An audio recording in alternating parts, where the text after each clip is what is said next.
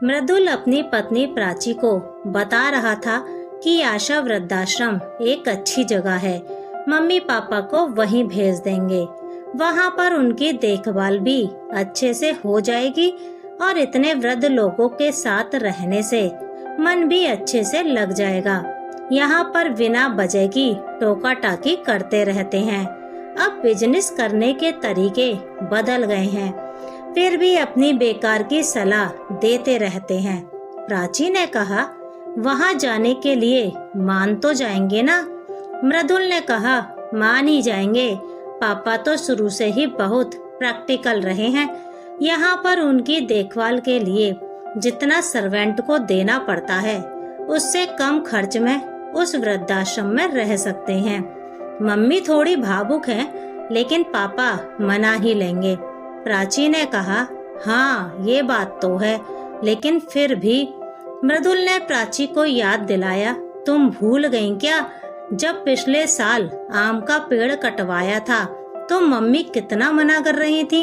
आंखों में आंसू भरकर बोली भी थी कि पेड़ में फल नहीं आते तो क्या हुआ, अभी छाया तो दे ही रहा है। पापा को मैंने बताया कि इस पेड़ की लकड़ी ही लाखों रुपए में बिक जाएगी, और तब पापा ने कैसे न कैसे मम्मी को समझा ही लिया था। प्राची ने कहा, कह तो तुम सही रहे हो। मृदुल ने कहा, फिर हम तो उनसे मिलने कभी कभी चले ही जाएंगे। बेटे बहू के मंसूबों की भनक शरद और उनकी पत्नी स्वाति को लग गई थी। शरद जी ने सपने में भी नहीं सोचा था कि जिस बेटे के लिए उन्होंने हर रिश्ते को ताक पर रख दिया था, वह उनके लिए ऐसा सोचता है। अपने बेटे को एक बेहतर जिंदगी देने के लिए उन्होंने किसी भी और रिश्ते को ईमानदारी से नहीं निभाया था।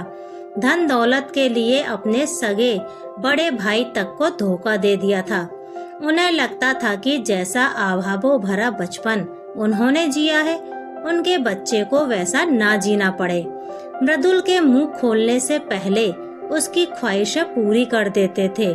घर बिजनेस सब उन्होंने मृदुल के लिए ही तो खड़ा किया था, लेकिन आज उनके बेटे को ही अपने पापा की भावनाओं का कोई ख्याल नहीं है।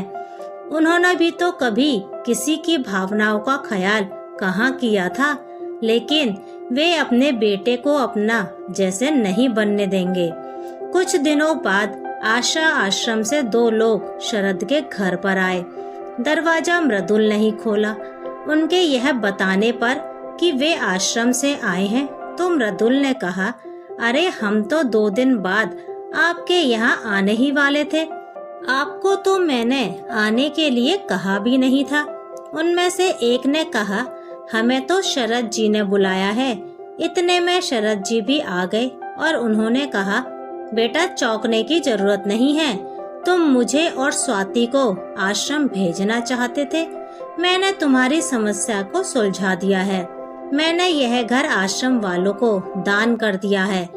अगर तुम यहाँ रहना चाहो तो तुम्हें इन्हें किराया देना पड़ेगा। ये 1 फ्लोर तुम्हें किराए पे रहने के लिए दे देंगे, बाकी का घर आश्रम के लोगों के रहने के लिए होगा। मुझे इस घर को छोड़कर जाने की जरूरत नहीं पड़ेगी। मृदुल ने कहा, पापा आप अपने बेटे के साथ ऐसा कैसे कर सकते हैं?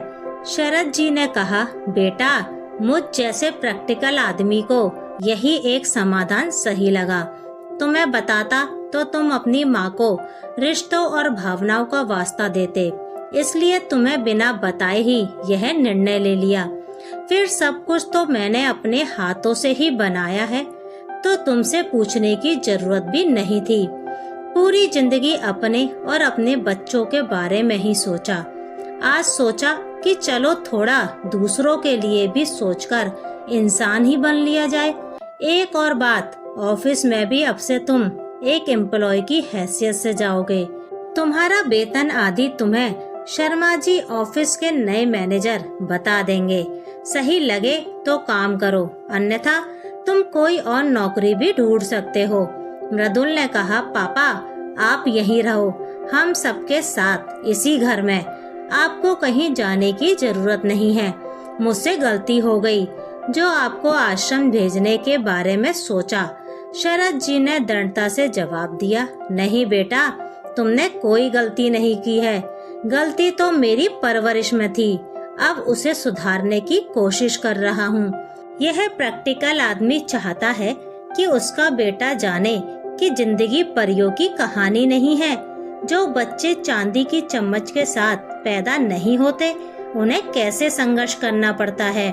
तुम आज ही अपने फ्लोर पर शिफ्ट हो जाओ ताकि हमारे आश्रम के साथी लोग यहाँ आ सकें। मृदुल ने कहा, मम्मी आप कुछ नहीं कहोगे? बेटा, तुम्हारे पापा सही कह रहे हैं। अपने बच्चे को जिंदगी का सबक सिखाना भी हमारी ही जिम्मेदारी है।